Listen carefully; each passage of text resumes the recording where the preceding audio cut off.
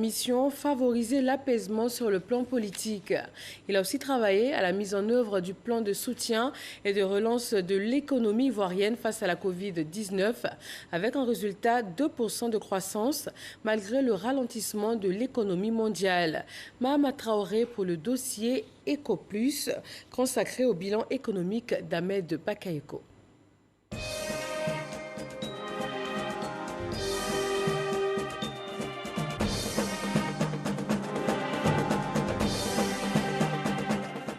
« 22 septembre 2020, le Premier ministre Ahmed Bakayoko échange avec le patronat ivoirien et la Chambre de commerce et d'industrie à la primature.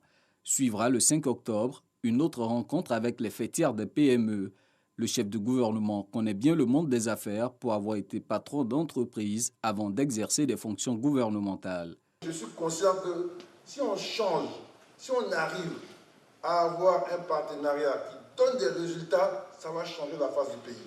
Si Ahmed Bakayoko mise tant sur le partenariat renforcé, c'est parce qu'il a pleinement conscience du rôle de moteur de la croissance qu'incarne le secteur privé, avec une part de 60% de l'investissement national et plus de 80% des emplois créés. Et pour matérialiser ce partenariat renforcé, il actionne le cadre de concertation État-secteur privé à l'effet d'étudier l'ensemble des préoccupations.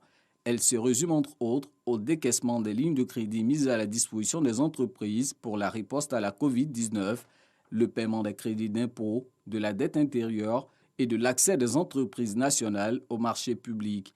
Dans ce dialogue bipartite, les hommes d'affaires sont tout de suite impressionnés par l'effet de la méthode AMBAC. Quand vous dites ce que vous voulez, il attend de vous des solutions. Et quand vous proposez des solutions, immédiatement, quand ça va dans son sens, ou quand il trouve que ça peut avoir un impact sur d'abord les PME elles-mêmes, sur la Côte d'Ivoire, sur l'économie, automatiquement, il réagit. Il était spontané. Le Premier ministre nous avait présenté une approche pragmatique et une volonté d'apporter des réponses concrètes aux préoccupations du secteur privé. Pragmatique, homme de résultats, au bout de quelques semaines d'échanges, les lignes commencent à bouger dans le bon sens pour le monde des affaires. La gestion du fonds Covid, il y avait quelques retards, tout, il a dit qu'il en faisait son affaire. Il a donné un coup de fouet, justement, au règlement de ces fonds vis-à-vis des PME, secteur privé, et on est passé très rapidement de 5 milliards en un temps record à 10 milliards. Et ensuite, vers la fin, on était à plus de 25 milliards. Nous avons vu la volonté du Premier ministre Ahmed Bakayoko de réactiver de manière concrète, de manière efficace, le dialogue État-secteur privé. C'est grâce à ces rencontres que nous avons pu sortir de la situation de blocage du remboursement de crédits de TVA que les entreprises connaissaient depuis un certain temps. Soucieux de l'amélioration du climat des affaires, Ahmed Bakayoko conduit en parallèle la politique économique du pays. Dans un contexte de récession de l'économie mondiale due à la crise sanitaire, la tâche fut pour le moins aisée, le défi étant de maintenir la dynamique de croissance que connaît le pays depuis 2011.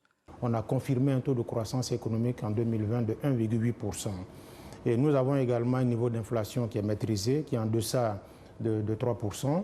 Et ça, c'est la norme au niveau de l'UEMOA. Nous avons un niveau d'endettement qui est également maîtrisé à fin décembre 2020.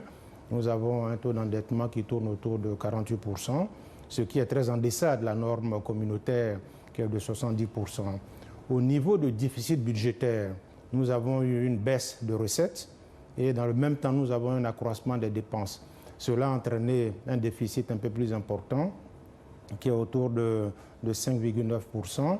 En plus de la récession évitée, le gouvernement d'Ahmed Bakayoko engage une levée de fonds sur les marchés financiers internationaux à travers 2 émissions d'eurobonds réussies. Ce sont des opérations qui sont soldées par des résultats exceptionnels parce que nous avons eu des taux vraiment considérés comme inédits au niveau du continent africain.